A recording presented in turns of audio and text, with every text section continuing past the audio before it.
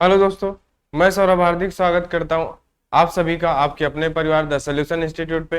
तो आज हम लोग बात करने वाले हैं यहाँ पे, जैसा कि आप लोग देख पा रहे हैं, बार के एग्जाम के बारे में, जिसमें कल आपको बताया गया था कि बार के एग्जाम की डेट आ गई है। उसमें सारी डिटेल है ना, कहाँ से आप देख सकते हैं, कब आपका एग्जाम है, सारी चीज आपको बताई गई है।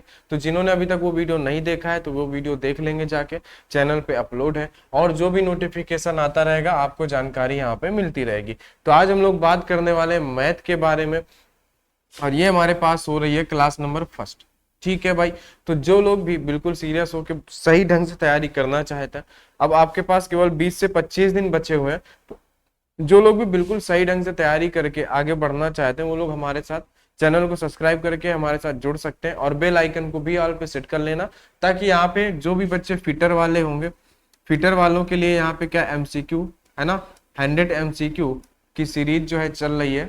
पर डे की क्लास में 100 एमसीक्यू एक क्लास में कराए जाते हैं, और साथ में ही ये आपकी मैथ की क्लास चल रही है, और साइंस का मैराथन भी आपको यहाँ से मिलता रहेगा। ठीक है भाई, बोलो इतनी बात आपको समझ में आ गई हो तो सभी लोग चैनल को सब्सक्राइब करके हमारे साथ जुड़ जाएंगे। और ये हमारे पास क्लास नंबर फर्स्ट, जिसमें हम लोग मैथ की बात करेंगे, और मैथ में हम लोग बात करेंगे आज नंबर सिस्टम के बारे में। किसके बारे में? नंबर सिस्टम के बारे में, संख्या पद्धति के बारे में, क्योंकि नंबर सिस्टम आपके एग्जाम में आता है और यहाँ से हम लोग इसको स्टार्ट कर रहे हैं, और आगे हम लोग धीरे धीरे सारा टॉपिक जितने भी आते हैं सब कुछ हम लोग यहाँ पे कवर करते हुए चलेंगे। ठीक है भाई, तो चलिए सभी लोग सीरियस होकर बैठेंगे, और उसके बाद फिर हम लोग यहाँ पे आगे क्लास को स्टार्ट करते हैं। इस क्लास का पीडीएफ आपको टेलीग्राम पे मिल जाएगा, टेलीग्राम का लिंक आपको डिस्क्रिप्शन पे दिया गया है, वहां से आप टेलीग्राम पे जाके जुड़ सकते हैं। ठीक है भाई, चलिए तो आज की क्लास में हम लोग बात करते हैं नंबर सिस्टम, और नंबर सिस्टम को पहले हम लोग कुछ बेसिक समझेंगे, उसके बाद हम लोग यूनिट डिजिट के बारे में समझेंगे, है ना। ज्यादा डिटेल पे हमें यहाँ पे नहीं जाना है, हमें नॉर्मल बातें करनी है,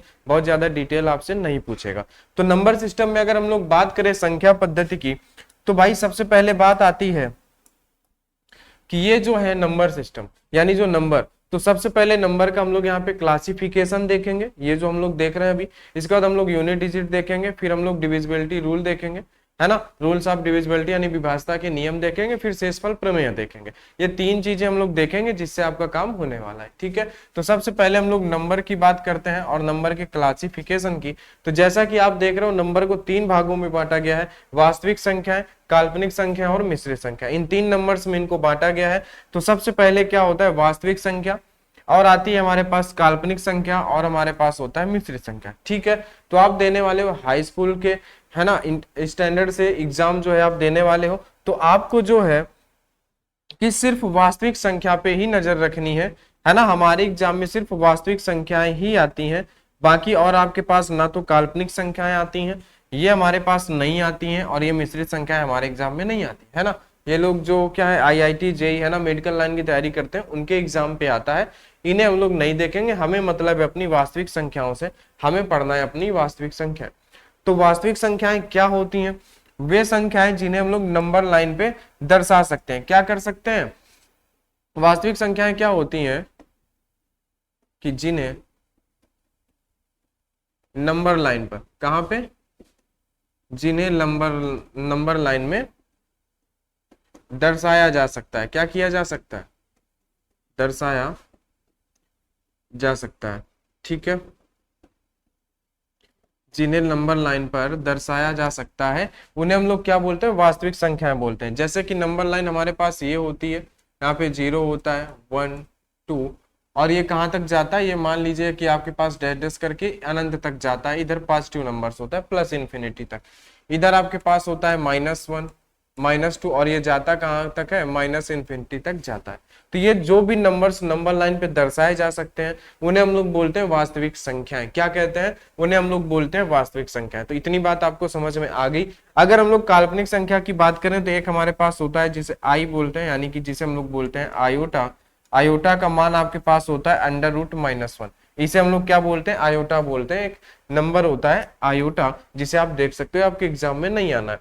अगर मिश्रित संख्या की बात करें तो जिसमें आपके पास है ना वास्तविक संख्या और काल्पनिक संख्याएं मिल जाती हैं, है ना, 5+ आयोटा या 5+3 आयोटा, कुछ भी है, जहां पे आयोटा मिल जाता है वो हमारे पास क्या होता है? वो हमारे पास हो जाता है मिश्रित संख्याएं। क्या हो जाती हैं? वो हो जाती है हमारे पास मिश्रित संख्याएं। ठीक है, इतनी बात आपको समझ में आ गई।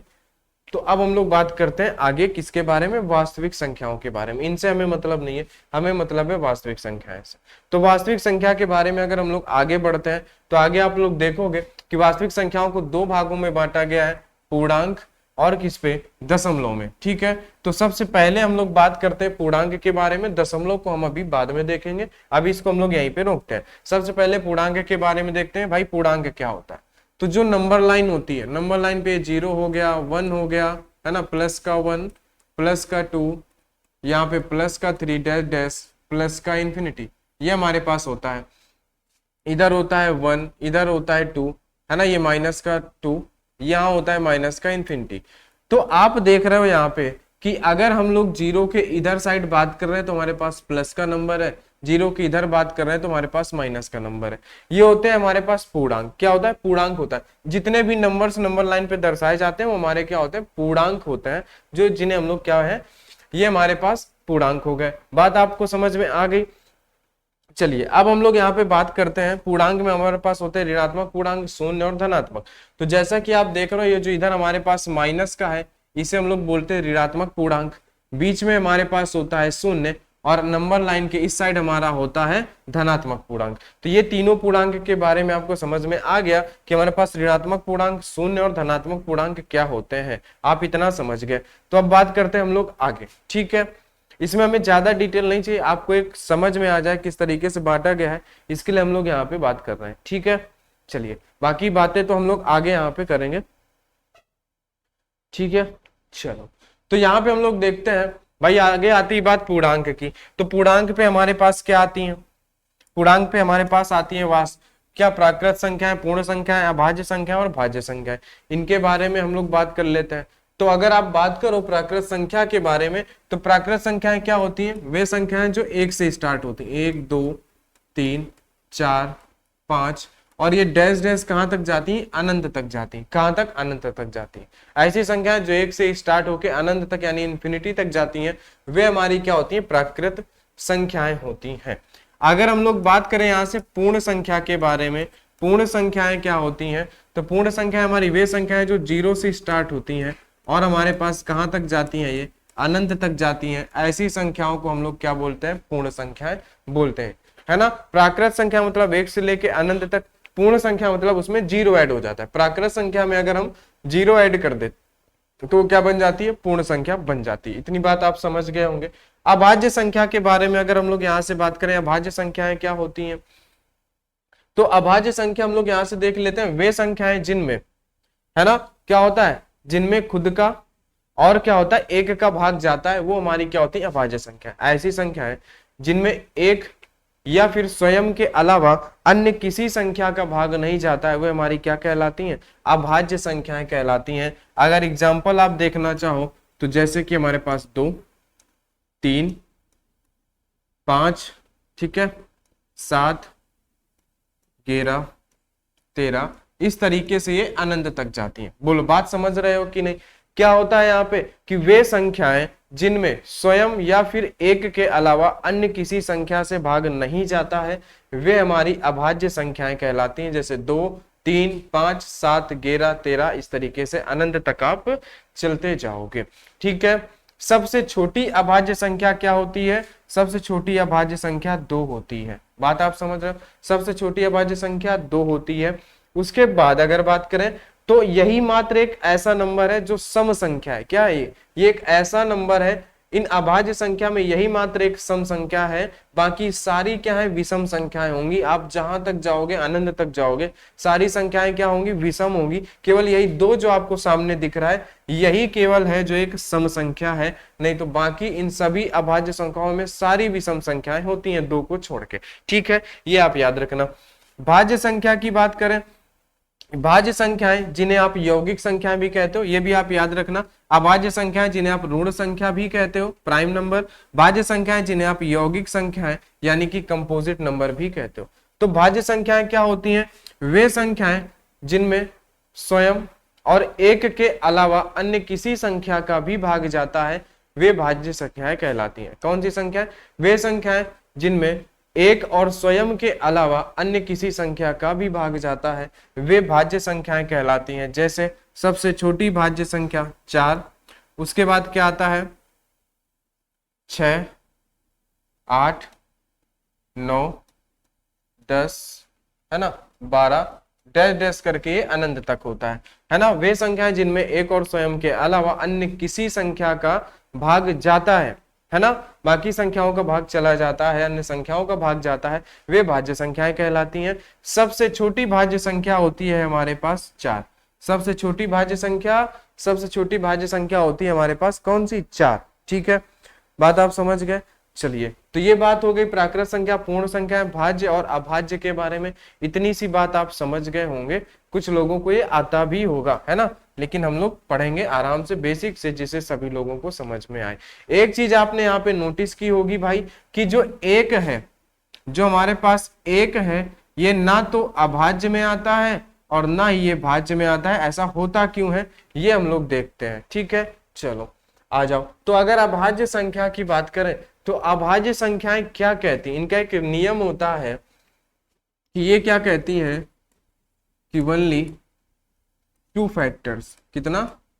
ओनली 2 फैक्टर्स, यानी कि केवल 2 गुणनखंड होने चाहिए, केवल 2 गुणनखंड।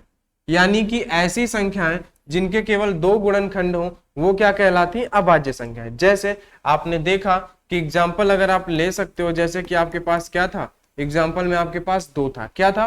2 था। तो 2 के अगर आप गुणनखंड देखो तो क्या हो सकता है? एक तो 1 हो सकता है, या तो फिर खुद का 2 हो सकता है, इसके अलावा तो नहीं हो सकता। अगर आप एग्जाम्पल सेकेंड नंबर में देख लो, 2 के बाद आपने 3 लिया था, इसका अगर देखो तो इसका भी क्या हो सकता है? केवल एक ये 1 हो सकता है, या तो फिर ये 3 हो सकता है। ये 2 गुणनखंड हो सकते हैं। इसके अलावा आप लेना चाहो आप 13 को ले सकते हो। 13 में देखोगे इसका भी गुणनखंड केवल 1 और क्या होगा?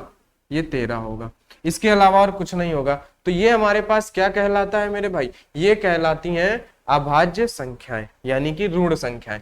अगर यहाँ पे 1 की बात करें कि भाई 1 क्यों नहीं आता है, इसकी अगर बात करें तो अगर आप 1 के गुणनखंड करो, अगर आप 1 के गुणनखंड करते हो तो इसका तो केवल 1 ही होता है, दूसरा होगा ही नहीं। इस वजह से इसको क्या होता है? इस वजह से इसको अभाज्य संख्याओं में नहीं रखा जाता है। ठीक है, बात आप समझ गए। चलो अब थोड़ी सी बात कर लेते हैं यहाँ पे कुछ, जैसे कि है ना, हम लोग यहाँ पे कुछ इंपॉर्टेंट बात कर लेते हैं कि भाई जो हमारे पास 1 से 50 तक कितनी अभाज्य संख्याएं होती हैं। जैसे 1 से 50 तक कितनी अभाज्य संख्याएं होती हैं, और 51 से 100 तक कितनी अभाज्य संख्याएं होती हैं, और 1 से 100 तक कितनी अभाज्य संख्याएं होती हैं, ये बात करते हैं। तो 1 से 50 तक अगर अभाज्य संख्याएं पूछता है तो ये आपके पास 10 होती हैं। 51 से 100 तक आपके पास अभाज्य संख्याएं 15 होती हैं। तो 1 से 100 तक कितनी हो जाएंगी? 25 हो जाएंगी। ये हो गया आपके हित की बात। ठीक है, ये भी आपके लिए काफी सारा जरूरी है, आप इसको भी पढ़ लेना। 1 से 50 तक कितनी अभाज्य संख्याएं? 10 होंगी। 51 से 100 तक 15 होंगी। 1 से 100 तक आपके पास 25 होंगी। ठीक है, चलो अगर बात करें यहाँ पे 1 से 200 तक कितनी होंगी? कितने? अगर बात कर ले कि 1 से 200 तक कितनी होंगी, और अगर पूछ लेता है 1 से लेके 1000 तक कितनी होंगी, तो आप क्या बताओगे? 1 से लेके 200 तक आपके पास होती हैं 46, 1 से लेके 1000 तक होती हैं 168। इनको याद करना पड़ता है। क्या करना पड़ता है? इनको याद करना पड़ता है। बात आप समझ गए। 1 से 200 तक 46, 1 से 100 तक 168। बात समझ गए। ये होती हैं आपके पास अभाज्य संख्याएं। क्या होती हैं ये होती हैं आपके पास अभाज्य संख्याएं। क्या होती हैं? अभाज्य संख्याएं। इतनी सी बात आपको समझनी होगी, ये याद करना पड़ेगा आपको। बात समझ गए? क्या करना पड़ेगा मेरे भाई? ये आपको याद करना पड़ेगा। ठीक है, इतनी सी बात हो गई। चलिए अब बात करते हैं, अभाज्य संख्याएं हो गई, अब बात करते हैं भाज्य संख्या। आखिरकार भाज्य संख्याओं का नियम क्या होता है? ये बोलते हैं कि हमारे पास, है ना, मिनिमम 3 फैक्टर्स। कितने? मिनिमम 3 फैक्टर्स, यानी कि कम से कम 3 गुणनखंड, कितने, कम से कम 3 गुणनखंड होने चाहिए। इनका कहना क्या है कि मिनिमम 3 फैक्टर्स, यानी कि कम से कम 3 गुणनखंड होने ही चाहिए। बात आप समझ रहे हो? तो देखो आप एग्जाम्पल ले लो, जैसे कि आपने लिया था 4। सबसे पहली भाज्य संख्या क्या थी? 4। इसके गुणनखंड करके देखते हैं। भाई एक तो इसका 1 हो जाएगा, कोई दिक्कत नहीं है। दूसरा इसका 2 हो जाएगा, कोई दिक्कत नहीं है। तीसरा इसका खुद का 4 हो जाएगा। इनके तो 3 गुणनखंड है, इसलिए ये भाज्य में आता है। इसके बाद अगर 4 के बाद आप 8 लेना चाहो, इसको देख लेते हैं। इसमें क्या है कि भाई 1 है हमारा, इसके अलावा यहाँ पे 2 भी होगा, इसके अलावा ये क्या होगा, है ना, ये फिर क्या होगा, 4 होगा। इसके अलावा क्या होगा, 8 होगा। बोले बात समझ रहे हो कि नहीं? 1 2 4 और 8। तो देखो यहाँ पे क्या बोला है, कम से कम 3। ज्यादा से ज्यादा कितने भी हो हमें कोई दिक्कत नहीं है, लेकिन कम से कम 3 गुणनखंड होने ही चाहिए। ठीक है, ज्यादा से ज्यादा कितने भी गुणनखंड हो हमें उससे मतलब नहीं है, कम से कम 3 गुणनखंड होने चाहिए। बात आप समझ गए ना? ठीक है, चलो अगर और हम लोग बात करें, जैसे कि हमारे पास होता है 12 की अगर बात करें तो इसका तो एक गुणनखंड होता है हमारे पास ये, दूसरा गुणनखंड 2, तीसरा गुणनखंड हमारे पास 3, चौथा गुणनखंड हमारे पास ये 4, पांचवा गुणनखंड हमारे पास ये 6, उसके बाद हमारे पास गुणनखंड होता है ये खुद का 12। इसके तो हमारे पास कितने, 6 गुणनखंड हो गए। तो यहाँ पे सिर्फ लिमिट ये होती है कि कम से कम 3 गुणनखंड होने चाहिए। बात समझ गए ना? ठीक है, आ जाओ अब बात करते हैं अगर यहाँ पे 1 की। अगर हम लोग बात करें 1 क्यों नहीं आता, तो आप 1 का गुणनखंड निकालो। 1 का गुणनखंड होता है सिर्फ 1, इसलिए इसको यहाँ पे नहीं रखा जाता, इसको अलाउ नहीं देता। वो बोलता है भाई सॉरी, हमारे फैमिली में तुम नहीं रह सकते हो, क्योंकि हमें कितने चाहिए होते हैं, हमें 3 लोग, हमारे फैमिली में कम से कम 3 लोग हो, आपकी फैमिली में कम से कम 3 लोग होना चाहिए, तो आप यहाँ पे आ सकते हो। लेकिन ये तो अकेला है, यहाँ पे गया, इन्होंने बोला आपके पास सिर्फ 2 होना चाहिए, ना कम ना ज्यादा। तो इन्होंने यहाँ से भी इसको भगा दिया। इन्होंने बोला भाई चलो ठीक है, कम से कम 3 ले आओ, ज्यादा कितने भी हो कोई दिक्कत नहीं है। तो बोला नहीं हम तो अकेले हैं। बोला ठीक है कोई भी दिक्कत नहीं, जाओ यहाँ से, है ना। चलो आगे आ जाओ। अब बात करते हैं सह अभाज्य संख्याएं क्या होती हैं, ये को प्राइम नंबर क्या होती है, ये भी आपके लिए जरूरी है, इसे भी आप लोग ध्यान से पढ़ना। यहाँ कुछ अभाज्य संख्या जैसा कुछ नहीं है, यहाँ पे सिर्फ इतना बोलता है कि जिनका HCF क्या हो, 1 हो। ऐसी संख्याएं जिसका HCF 1 हो, यानी कि जिसमें कॉमन सिर्फ 1 हो। क्या हो, ऐसा नंबर जिसमें कॉमन सिर्फ 1 हो, वो ऐसा नंबर जिनका HCF भी बोल सकते हो। HCF मतलब वही कॉमन 1 हो। जैसे एग्जांपल देखो आप जैसे एग्जांपल देखो, जैसे आपने लिया 2 और 3, ठीक है। जैसे आपने सेकंड एग्जांपल लिया 5 और 7।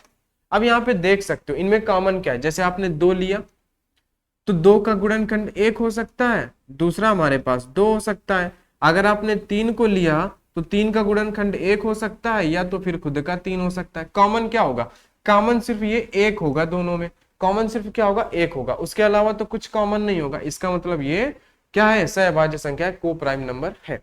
5 और 7 देखो, अगर आप 5 को लेते हो तो इसका गुणनखंड ये 1 होगा, इसका गुणनखंड ये 5 होगा। अगर यहाँ पे आप 7 लेते हो तो इसका गुणनखंड ये 1 होगा, इसका गुणनखंड ये 7 होगा, यानी सिर्फ यहाँ पे ये 1 मैच होगा, इसलिए ये भी क्या है, सहअभाज्य संख्या यानी को प्राइम नंबर है। अब देखो अगर यहाँ पे आप ले लेते 2 और 4 तो क्या ये होता, नहीं। क्यों, क्योंकि 2 में देखोगे तो इसका गुणनखंड 1 होता है और इसका गुणनखंड 2 भी होता है। अब अगर आप 4 पे देखोगे तो इसका गुणनखंड 1 होता है, इसका गुणनखंड 2 भी होता है और इसका गुणनखंड 4 भी होता है। अब यहाँ पे कॉमन कितने नंबर हो जाएंगे, 2। क्यों, 1 तो कॉमन होगा ही, ये 2 भी कॉमन हो जाएगा, इसलिए ये नहीं होगा। ठीक है, तो ऐसे नंबर जिनमें सिर्फ 1 कॉमन हो वो हमारा क्या कहलाता है, को प्राइम नंबर कहलाता है। क्या कहलाता है, को प्राइम नंबर यानी सहअभाज्य संख्या। यहाँ पे ऐसा कुछ नहीं है कि आप सिर्फ अभाज्य संख्याएं ले सकते हो, नहीं ऐसा कुछ नहीं है। यहाँ पे भाज्य संख्याओं के साथ भी बन सकता है। सह अभाज्य संख्या जैसा कुछ नहीं है, बस सिर्फ कॉमन एक है तो वो सह अभाज्य संख्या है, अगर कॉमन एक से ज्यादा है तो वो सह अभाज्य संख्या नहीं है। सिर्फ कहने का मतलब यहाँ पे इतना है, ठीक है। चलो आगे आ जाओ। अब बात कर लेते हैं दशमलव की। किसकी? दशमलव की, यानी कि डेसिमल की हम लोग यहाँ से बात करते हैं। तो देखो दशमलव को दो भागों में बांटा गया, शांत दशमलव और क्या? अशांत दशमलव। शांत दशमलव क्या होता है? ऐसा जो कुछ समय जाने के बाद रुक जाता है, और अशांत जो रुकता नहीं है। जैसे आप देख सकते हो एग्जाम्पल में, एग्जाम्पल अगर आप देखना चाहो, एग्जाम्पल आप देख सकते हो। जैसे आप 1/2 है, इसको आप भाग दोगे ना तो 0 पॉइंट लगाओगे, ऊपर एक क्या हो जाएगा? एक 0 बढ़ जाएगा 5 बार। ये यहां तक जाके रुक गया, ये क्या है? ये शांत दशमलव का एग्जाम्पल है। अगर आप अशांत का एग्जाम्पल देखना चाहो, अगर आप इसका एग्जाम्पल देखना चाहो, आप 1/3 ले लो। कैसे? आप 0 लगाओगे, पॉइंट लगा के यहाँ पे एक 0 बढ़ाओगे, 10 होगा। फिर क्या? 3 3 का 9, फिर पॉइंट लगा एक, तो ये क्या होगा? 3 3 3 3। ये जाता रहेगा अनंत तक। ये क्या होता है? ये होता है अशांत। ये क्या होता है? ये होता है हमारे पास अशांत। बात आप समझ रहे हो कि नहीं? ये होता है आपके पास अशांत, ठीक है। ये शांत हो गया, ये आपका अशांत हो गया। बातें आपको समझ में आ रही है ना? चलो, तो शांत दशमलव तो ठीक है, कोई दिक्कत नहीं है, कहीं ना कहीं जाके रुक जाएगा। अब अशांत दशमलव की बात करते हैं तो इसमें हमारे पास दो तरह के होते हैं। क्या होते हैं? इसमें हमारे पास दो तरह के नंबर होते हैं, ध्यान से देखना। एक हमारे पास होता है रिपीटिंग। क्या होता है? ध्यान से समझना।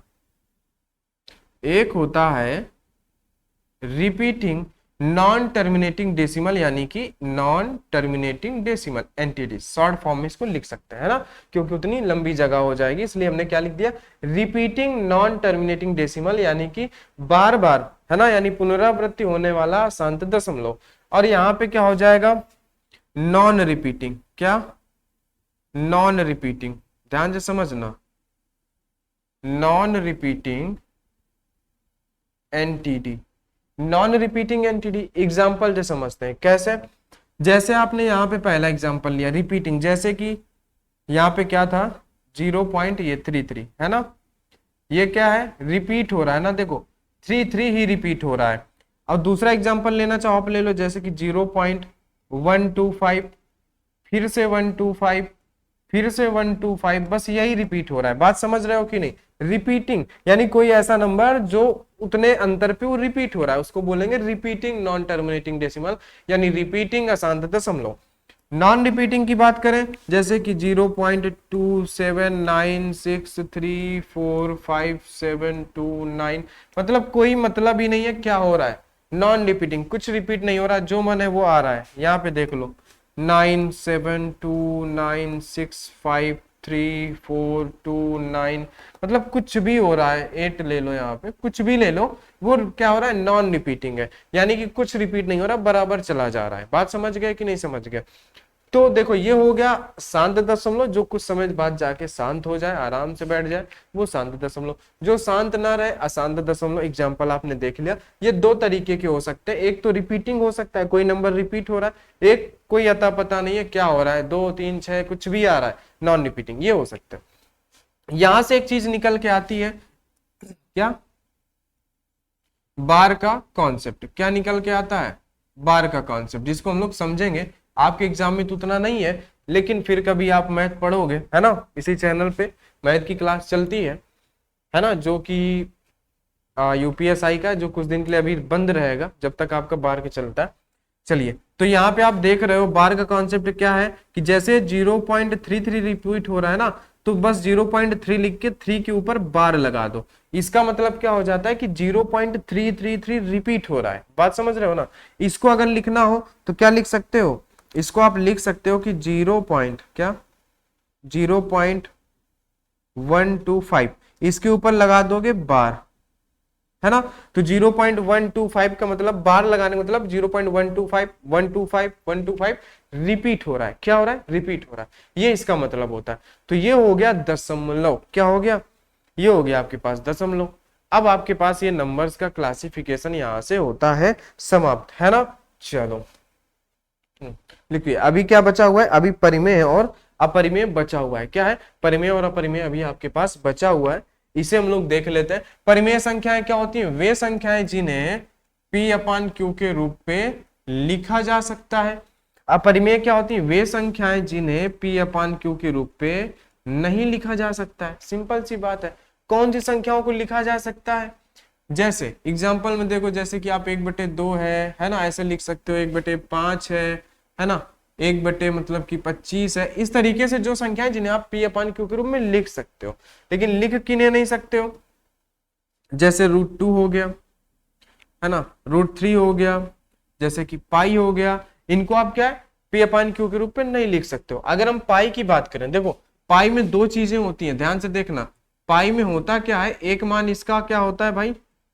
0.14 कुछ होता है ना। एक इसका मान होता है 22/7, बोलो, है ना। ये इसके कुछ दो मान होते हैं 0.14, है ना।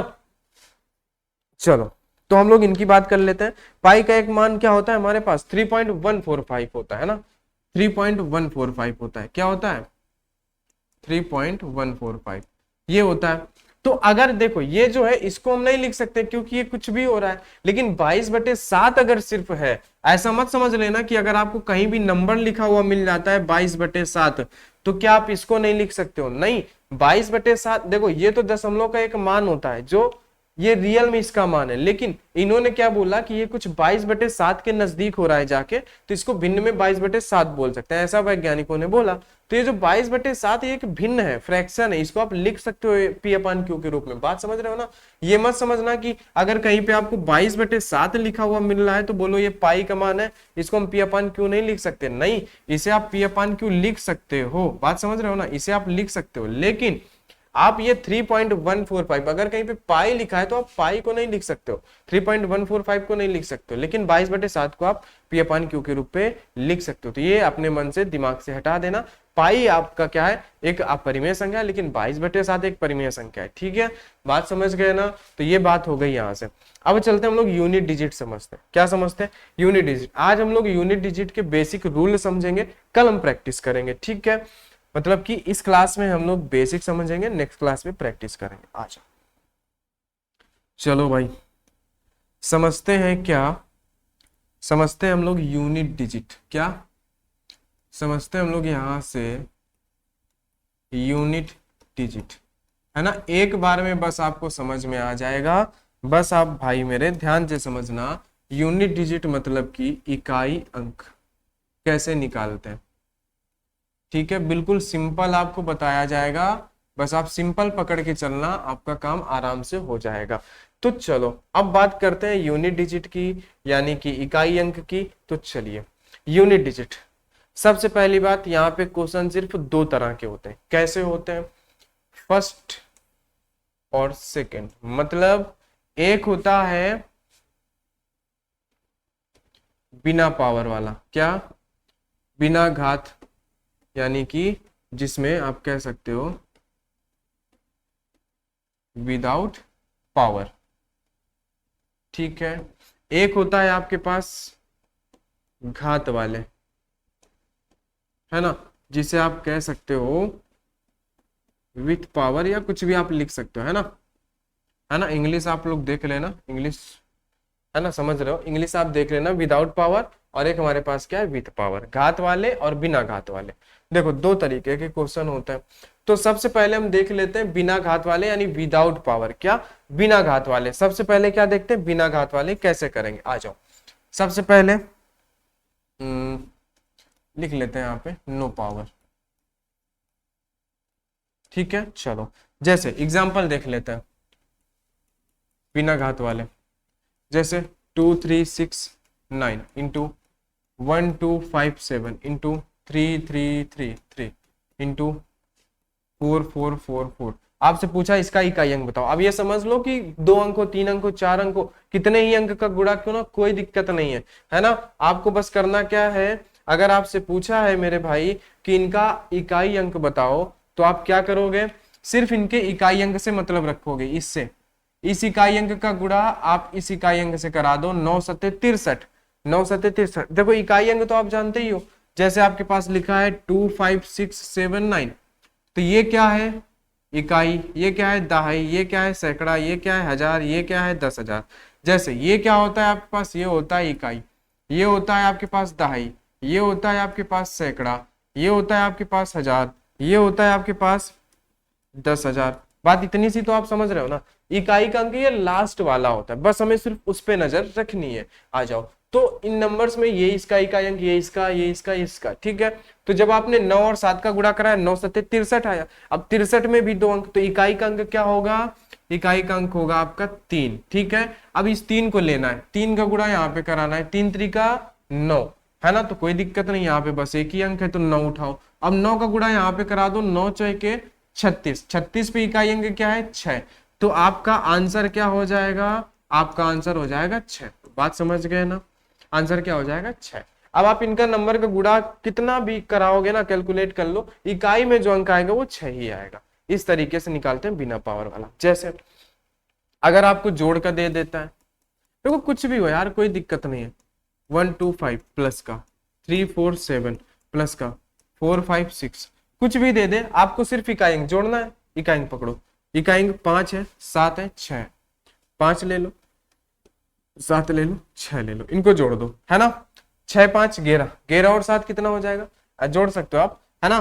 6 4 10 और एक, यानी 6 5 11, 11 और 7 18, 18 अगर आ रहा है आपके पास, क्या आ रहा है 18 आ रहा है, तो 18 में से 8, ये आपका क्या होगा, यही होगा आपका आंसर। बस कोई दिक्कत नहीं। अब इनको आप जोड़ोगे ना, इकाई अंक क्या आएगा 8 ही आएगा। क्यों, क्योंकि 6 और 7 है ना 13, 13 और 5 18, लास्ट में इकाई अंक 8 ही आना है, कोई दिक्कत नहीं है। बस ऐसे करना है। ये होते हैं बिना पावर वाले, ठीक है। अब चलते हैं हम लोग पावर वालों की तरफ। पावर में थोड़ा सा झामा होता है, ठीक है। पावर वाले, विदाउट पावर में कोई दिक्कत नहीं है, जोड़ घटाना बस सिर्फ इकाई अंक से मतलब रखो, जो चिन्ह है वैसे करते जाओ। पावर वाले देखो, पावर वाले जो होते हैं ना, जैसे कि एग्जांपल ले लो, जैसे आपको दे दिया कि 2 3 5 7 की पावर 1 2 3 4 5 6 7। अब बोला इसका आपको आंसर बताना है, तो अब तो तुम कहोगे भैया हमको 5 घंटे दे दो और हम उसके बाद आपको बता देंगे। तो ऐसा नहीं होगा ना, एग्जामिनर के पास जितना टाइम उतना ही देगा, 5 घंटे तो नहीं देगा। नहीं कहे आप कुछ कहेंगे भाई ये क्वेश्चन पेपर ऐसे फोल्ड करो, जेब पे डालो, चलो घर और करके ले आएंगे, है ना। ऐसा तो करना नहीं है, आपको करना क्या है वही करना है। तो इनके लिए कुछ नियम है।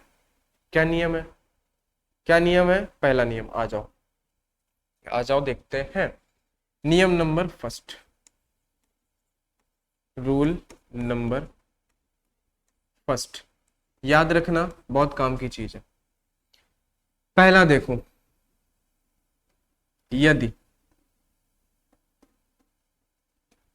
किसी संख्या, यदि किसी संख्या का इकाई अंक, यदि किसी संख्या का इकाई अंक 0 1 5 और 6 हो तो, 0 1 5 और 6 हो तो उनकी पावर क्या है, उनकी पावर कुछ भी हो, उनकी पावर कुछ भी हो, यूनिट डिजिट, क्या यूनिट डिजिट, यानी कि इकाई अंक, क्या इकाई अंक 0 1 5 और 6 ही होता है। क्या होता है, 0 1 5 और 6 ही होता है। बात आप समझ गए कि नहीं। क्या होता है, इकाई अंक जो होता है वो 0 1 5 और 6 ही होता है। बस पावर जो है, बस पावर जो है ना वो 0 के बराबर नहीं होनी चाहिए। बात आप समझ गए। क्योंकि देखो जैसे यहाँ पे होता 2 5 6 7, मान लो कुछ भी है, इसकी पावर अगर 0 हो जाती तो मान 1 हो जाता, इसलिए पावर 0 नहीं होनी चाहिए। बस ये आप याद रखना, ये इसका अपवाद है, बाकी चीजें समझो। यहाँ पे पावर आपको 0 जल्दी देगा नहीं, कोई बात नहीं, है ना। तो देखो जिनके लास्ट में, जैसे यही सेम क्वेश्चन अगर इस तरीके से दिया होता 2 3 और 5 6, इसकी पावर दे देता आपको 1 2 3 4 5 6 7, आपको कोई दिक्कत नहीं थी। आपसे क्या दिया, यदि किसी संख्या का इकाई अंक, इस संख्या का इकाई अंक 6, 0 1 5 और 6 में से कुछ भी है तो पावर कुछ भी हो, यूनिट डिजिट इकाई अंक क्या होता है, 0,156 ही होता है। यानी यहाँ पे अगर इकाई अंक 6 है, पावर अब कुछ भी हो, कोई दिक्कत नहीं, हमारे पास क्या आएगा, आंसर इसका 6 ही आएगा। बात आप समझ रहे हो ना। अगर दूसरा एग्जांपल देखो, जैसे 2 3 4 है ना, 1 है। अब इसकी पावर आप कुछ भी लगा दो, 1 5 6 8 9। इसका इकाई अंक आपने क्या देखा, ये जो एक है ना, एक, ये क्या है, एक है। और हमसे बोला है 0 1 5 और 6 में से कुछ भी हो इकाई अंक में, आंसर बस वही हो जाएगा, इकाई अंक वही आएगा। बात समझ गए। तो सबसे पहले जब भी पावर वाला क्वेश्चन दिया हो, उसका इकाई अंक निकालने से पहले उसका लास्ट वाला अंक देखो, अगर 0 1 5 और 6 में से कुछ भी है तो आंसर आपका वही होगा। आंसर क्या होगा, आंसर आपका वही हो जाएगा। ऐसा क्यों होता है, इसका लॉजिक देखो। मानो आपको 5 की पावर 25 दे दे, तो आप क्या करते हो, बेसिकली 5 का गुणा 25 बार करोगे तब जाके इसका आंसर मिलेगा। तो 5 पचम 25, 5 पचम 25, 5। भाई इकाई अंक आपका क्या आ रहा है, 5 ही आ रहा है ना, 5 ही आ रहा है ना, तो कोई दिक्कत नहीं। अब 5 का गुणा आप कितनी भी बार 5 में कराओ, इकाई अंक तो 5 ही आएगा। हाँ, यहाँ पे क्या है कि इकाई अंक, जैसे यहाँ पे 6 है, अब 6 का देखो भाई, हमें इकाई अंक से मतलब है, 6 का गुणा आप कितनी भी बार क्यों ना करा लो, चचरंग 36, चचरंग 36, चचरंग 36, 6 आता जाएगा, इकाई अंक 6 आएगा। 0 का कितना भी बार आप गुणा कराओ, 0 है तो 0 ही आएगा ना। अगर 1 है, 1 का गुणा कितनी भी बार आप करा लो, 1 ही आएगा ना। 5 का गुणा आप कितनी भी बार क्यों ना करा लो, 5 ही आएगा ना। कोई दिक्कत है नहीं है ना। तब फिर ऐसे ये क्वेश्चन हो जाने हैं। 0 1 5 और वाला आपको समझ में आ गया होगा। अब कुछ लोगों के मन में है 0 1 5 और 6 ना हो, तो तब रूल नंबर 2 लगाएंगे। क्या लगाएंगे, ये रूल नंबर की प्रैक्टिस कर लेना, कल इन्हीं रूल नंबर के बेसिस पे क्वेश्चन सॉल्व होंगे। ठीक है, रूल नंबर 2 अब क्या है कि यदि किसी संख्या, क्या दिया है ना, दिख रहा है ना आपको, हाँ, यदि किसी संख्या का इकाई अंक, यदि किसी संख्या का इकाई अंक 0 1, जैसे कि 2 3 4 7 8 और 9 है ना, 0 1 5 और 6 यहाँ तो नहीं आया, नहीं आया ना, हाँ ठीक है। तो बच्चे हमारे पास कितने, हाँ 2 3 4 7 8 9। अगर किसी अंक के लास्ट में, यानी किसी संख्या के लास्ट, किसी संख्या का इकाई अंक 2 3 4 और 7 8 9 में से हो, है ना, हो, तो पावर को 4 से डिवाइड करते हैं, पावर को 4 से डिवाइड करते हैं, बस इतना समझो। क्या करते हैं, 4 से डिवाइड करते हैं। ठीक है, और एक चीज यहाँ पे साइड में आप देख लो कि 4 का डिविजिबिलिटी रूल क्या होता है। 4 का डिविजिबिलिटी रूल क्या होता है कि लास्ट के 2 अंक, लास्ट के 2 अंक 4 से विभाजित होना चाहिए, लास्ट के 2 अंक 4 से विभाजित होना चाहिए। बात आप समझ रहे हो कि नहीं। ये क्या है, ये आपको अभी रूल्स ऑफ डिविजिबिलिटी जब पढ़ाया जाएगा वहां पे आपको समझाया जाएगा। लेकिन अभी फिलहाल यहाँ पे देखो, जब इस तरीके के इकाई अंक मिल जाए, जैसे आपको पीछे एग्जाम्पल था ना 2 3 5 7 की पावर, जैसे यहाँ पे क्या था एग्जाम्पल, एग्जाम्पल आप देख लो 2 3 5 7 की पावर क्या था, 1 2 3 4 5 6 और 7, ये था। तो इसकी पावर हमें क्या है, जैसे अब इकाई अंक सबसे पहले देखो क्या देखा करो, 0 1 5 और 6 नहीं है तो कोई दिक्कत नहीं, इकाई अंक हमारा क्या है 7 है, 7। अब हमें क्या करना है, इस पावर को 4 से भाग देना है। तो ये पूरी तरह कटे या ना कटे कैसे पता चलेगा, तो हमें पता है जब हम 4 से भाग दे रहे हैं तो 4 का रूल क्या होता है भाग का, कि अगर लास्ट के 2 अंक 4 से विभाजित होना चाहिए तो पूरी नंबर डिवाइड हो जाएगा 4 से।